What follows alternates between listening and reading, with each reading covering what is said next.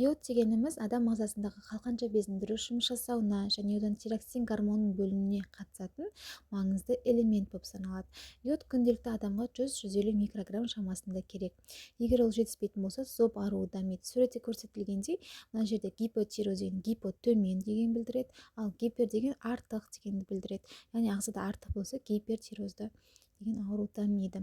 Көбінесе йод жеткіліксіздігіне мектеп жасындағы балалар жиі шалдығып отырады. Қалқанша безінің гормондары біздің организм метаболизміне қатысады. Метаболизм деген және зат алмасу, нариз, көмірсу, май алмасу және де бүкіл органдардың дұрыс жұмыс жасауы.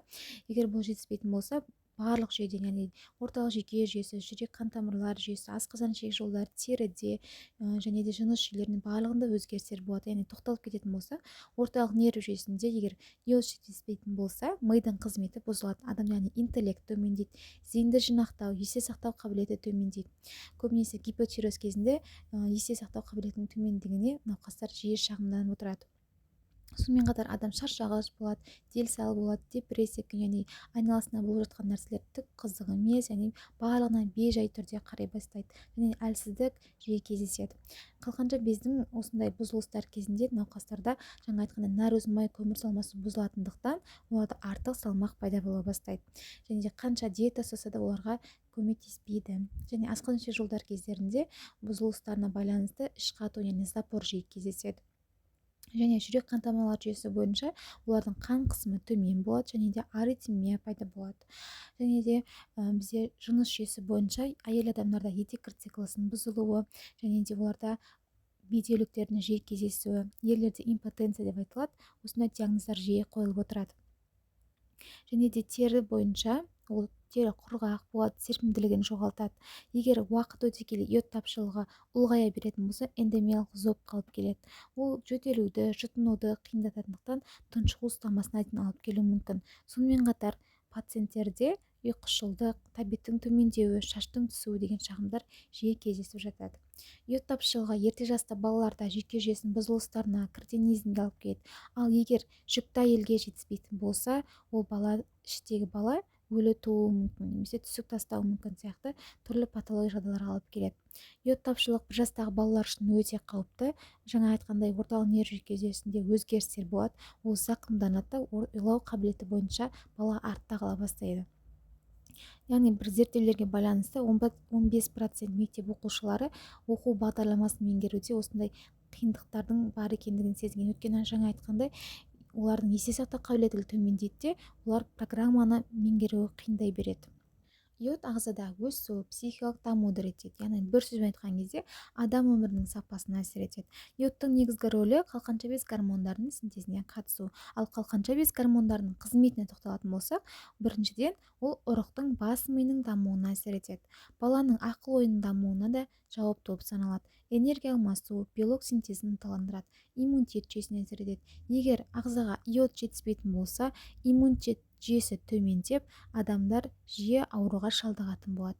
Емдеушілік реакцияларын қамтамасыз етеді, өсу процестері қаңқаның жетілуіне және де денсаулық сапасының дұрыс түрде қалыптасуына үлкен ықпалын тигізеді. Балаларда өсу мен даму процесінің қарқындылығына байланысты йодқа қажеттілік өте жоғары. Және де көп кездесетін сұрақтардың бірі йод тапшылығын қалай анықтаймыз? Ең бірінші УЗИге түсеміз, яғни мына қалқанша безді УЗИге түсіреді және қан тапсыру арқылы ашық қарынға анықтайды. ТТГ, ТГ, Т4. Егер де ТТГ жоғары болып, ТГ пен Т4 нормада немесе төмен болатын болса, ол ағзада йодтың жетіспеушілігін дәлелдейді, яғни гипотиреоз болып саналады. Үй жағдайы кезінде ең бірінші ұйықтайтын кезде білегімізге 3 жазық сызуға болады. Бірінші жұқа түрде, екінші орташа, үшіншісін қалың түрде. Ұйқыдан тұрған кезде бұның барлығы сіңіп кететін болса, йод жетіспеушілікке деген күмән бар. Бұндай кезде міндетті түрде анализбен нақтылау керек, одан соң емдеу жүргізуге болады. Және де жаңа суретте көрсетілгендей өкшеге де өрнек салып, түнде салып, таңертең қарауға болады. Бізде йодталған тұзда, яғни күнделікті өмірде қолданатын теңіз өнімдерінде, теңіз ауасында және суында жиі кездеседі. Сондықтан да Қазақстан зонасы жалпы йод тапшылық зонасына жатады. Сондықтан үйде тұз өнімдерін қолданған кезде бетін ашық қалдыруға болмайды, себебі йод шығып ұшып кетуі мүмкін. Йод жаңағы біз күнделікті қабылдағанмен ол дұрыс сіңу үшін ағзада А, В витаминдері, темір және ақуыз өнімдерді күнделікті біз қолдануымыз керек. Йодтың тәуліктік қажеттілігі қандай? 2 жасқа дейінгі балалар 50 микрограммды құрайды. 2 мен 5 жас аралығында 90, 6 мен 12 жас аралығында 120, ал 12-ден жоғары жасөспірімдерге, ересектерге 150 микрограммды құрайды. Көбінесе осылай екі дәрі тиімдірек болып саналады. Мына жерде едамарин детский деген балаларға арналған бір постилкасы, яғни бір таблеткасында 50 микрограмм құрайды. 2 жасқа дейінгі балаларға осыны беруге болады. Ал соған сәйкес 2 мен 5 жас аралығында 2 таблеткадан, ал одан үлкен балаларға 2-3 таблеткадан беруге болады. Бірақ балалар бұны ішкен кезде біршама проблема тудыруы мүмкін. Ішпей жылап деген сияқты, сол кезде мына жидкий йодты қолдануға болады. Ол жерде капля, бір каплясында 50 микрограммды құрайды.